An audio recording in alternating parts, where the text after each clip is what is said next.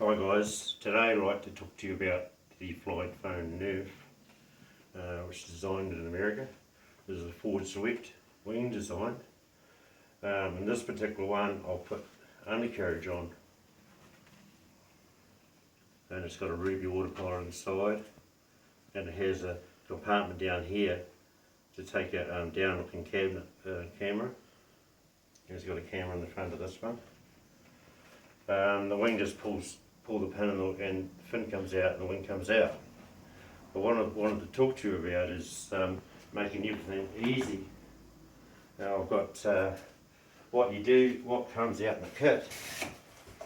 Toby sends it out to you, and you get laminating film, the ailerons and the tubing and the carbon wing supports. You get the pins to join the two parts of the wings together when you're gluing them up, and the engine mount and some fiberglass to increase that join, strength of that join. And you get some a battery cover.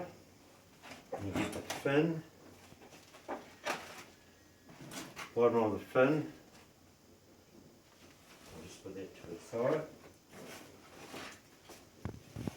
Yep. You get the fuse. It's in two pieces. It allows you to pocket it out for your electronics and store your engine and everything like that. We'll go into that a little bit more soon. You get your centre section of the wing, which you join into the outer wing pits. You'll see they look in there. It's actually cut out quite nice, beautifully cut out.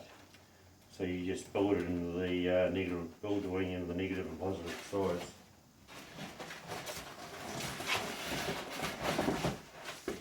Now, I recommend adding a 3mm fiberglass rod, and the reason for that, I've found that, for example, I've laid this rod in the wing, and it only goes from there to there in this particular plane, and you lay it in the top and bottom, so it lines up top and bottom. It actually increases the strength of the wing massively.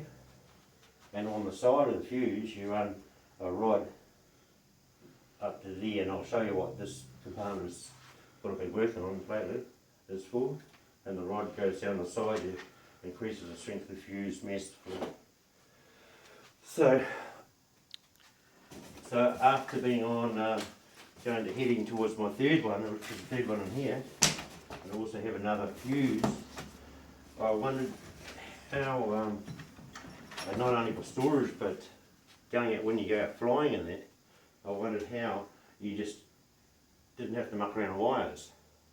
So this plane's already been flying and it has an eagle tree built into it, but I had an issue with the, I'd put the leads sets inside, and it was faulty, so I had to cut the thing out. So what I've done is I've had this really good idea come up, and I'll just go over here by this other plane. What I've built is like a electronics holder, and you'll see, look, it's tapered wider at the end where the sensor is, and narrower at where the speed controller is, and it's also wider running up there, and I'll show you why. We'll just go to this other fuse. So that is actually laid inside there, and there, that, and it's actually cut into it, and you'll see that by tapering that way you get a nice even run up and down that way, and a bigger access to get into the electronics in the front here. So your main hole cutting is, although I've hacked that on quite a bit because I had to rip stuff out, is really just a hole in there, and you do that hole when you actually before you actually glue the sides together, and you also pop the hole for the your electronics in the top, and then you pop the hole for this whole part, and I'll show you that part in a second. Before we go into the other part, is what what you can, when you get into the covering side, because there's laminates included, you can use coloured packing tape trim, and a good tool to have is like a brass 10mm tube. And the other one is, can you focus on that? That one there is from a Loft Hobbies, and it's foam finish, and then you could run that across your foam and just on there, but it just adds too much weight, so I found. But when you're doing this, putting this carbon tube in, there's a little recess on the top, and if using foam tack itself, the glue, is actually the best you can use on this plane for gluing thing together. So rather than lay the foam tack all in to fill it up, which these two planes have, and use a lot of that, this foam finish would fill to the top really nicely. So you just sort of target on that. Any major cracks or dents, just use it to fill up. But nice product for EPO. You wouldn't even need to put laminate on the plane. As a matter of fact, to make it too heavy, really heavy, just lay that in and increases your strength of the EPO by 1.5. It's substantial. The other thing what I'm going to show you is that what's in this plane here, what I've been working on, is there's this like a speaker jacks and stuff. And what I'm using the jack for is install the server wires. This one goes in the actual fuse, and this one's in the plane, so it goes up in the bottom of the wing like that, and you just solder onto these points here for your wires, and just make one for your servos. Just make one of those, take servos and make one of those positive and one of those negative, so you only have to put, just run the one positive negative to one of those. And this particular part is just got a little thing you just push down and that comes off. And this is the beauty about this piece. It comes apart like that, and that's what you're left with. And then you just solder the wires in the correct spaces on there, put it back together, because you need this to help so everything lines up properly. You can use the glider stuff, but it wouldn't last as long as this is, and it doesn't line up as easy, and you just can't push it in properly. Coming over this plane here, I'm just going to pull the wing off to show you. And the reason I'm not putting it on, I'm still working. I've still got to put the brass tube in this side. You have to do things one at a time. I tried it twice, doing both at the time, and when I found it, just pushed the tube inside, it was no good. So you pull that brass pin, the carbon rod, pull the fin out, and this is the idea. This is no wires, so you just lift the wing out like that and pull it out. So you'll see that I've got those two.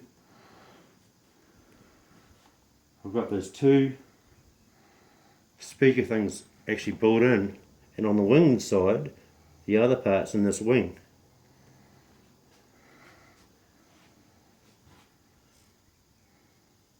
And you notice on the front, 2 carbon rods put in there, and behind that there is a ply plate which is cut into there to give extra strength, because you just don't want to put that straight in the wing, you just lose the strength from the EPP, so you've got to support somehow. You also notice on this, all my wings I use the fibre tape, I strip the fibre tape up and down so that it stops the tear, so if anything hits it, it pulls back.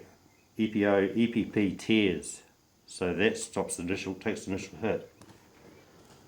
Anyway, so the idea is just put it in there, plug down, put your battery in, check your balance and fly. Anyway, we'll just go in a little bit more on this. So now looking at it, you'll see how that's cut in like that. So the idea,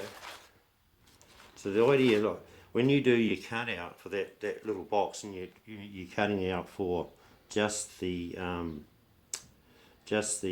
hole for the electronics in the front here, and when that and the fuse is split in half, you just cutting that section out here, but cut it like to a taper like that, and like that shape, so it goes in.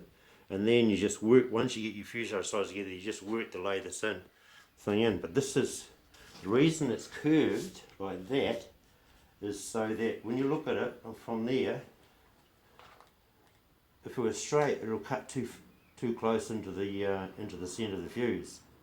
So it needs to be curved. So all the wires are laid in, and basically because I'm just running one power wire and one negative wire, I only need to run the signal wires up into here, and we have a ppm wire runs up through here as well, takes it from the receiver, UHF receiver, and runs to ppm converter up here, so you just plug your so you can just plug your normal servos in and it still just works in the channels you want. So anyway, coming back to here, let's put this down. See,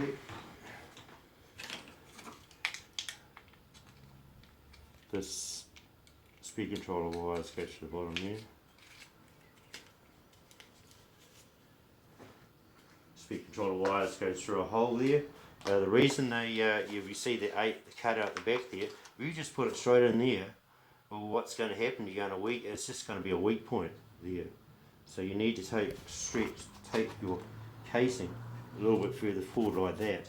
So you just have a U shape on both ends. So it gives more strength than EPP. Anyway, that gets laid into there, pushed down, and eventually I will just check things out. I'll glue it in. You see it's sitting in there, but technically that's meant to be coming out the back here and comes out here. But basically that's set up. So I have the Castle 75 amp light speed controller. It has the an army plug under there, just for safety plug. I have a beck here, which I'd never had hooked up before, so I'm going to run a beck on the Eagle Tree. And the Eagle Tree voltage sensor sitting here, and that your battery lead feeds up into the side there. So it's all quite convenient, nice tidy setup. You get out your Eagle Tree wires up in front here, and I have other 12 volt power pieces I can plug into, like the Mobius plugs into one, and so forth and so forth. So it was basically working to the extent to get the plane so I can just like plug the wing down, and it's really easy to store, you know, and stand up at the end of the corner of the room or whatever. This engine here is a Leopard, but I found that the actual part here is it's not up to standard. It seems to like it just, you know, you probably need to replace this piece every now and then because it just burrs, it just locks up. You can't get it down because the propeller locks at times. So it's basically quite a nice setup. Up here I've got the ESP sensor just on. It's just got rubber, little rubber pieces here to hold it out. I'll just cover it up so I don't get stuff in there. Inside, I've got to work on the battery box a little bit more, but basically that's the battery box. If you're putting a battery box in a Nurf, you need to recess down a little bit further, like from here and here down, so the actual battery cable will drop away out of the way of the battery, so you've got the battery move up and down to balance the plane a lot better. Yeah, so there we have it. I won't go and put it back here at the moment. No, it's not, it's paused. Just looking in here, you can see where the pin's going. It's got a little brass rod going in there. I've inserted in there. This one's okay, but when I pushed the wing and I was trying to do both at once, I just pushed that down there, so I've got to reset that back in. You can do a lot with EPP. It's nice to work with. Hit the ground, bounce off the ground. Here's an example over here. This has got a winch, or like a bungee launcher on the bottom, and the bungee string what I had caught around the propeller on it because I changed it to what I usually had. Being successful, I just tried to improve and tie it up. But what happened, it just arrested the plane in the air, and did this about 5 or 6 times until I worked out what to do. And the thing just hit the ground, and you see there's virtually no damage, and that's just on the wing, tip of the wing there. Just EPP is the way to go. Nice plane, flies really well.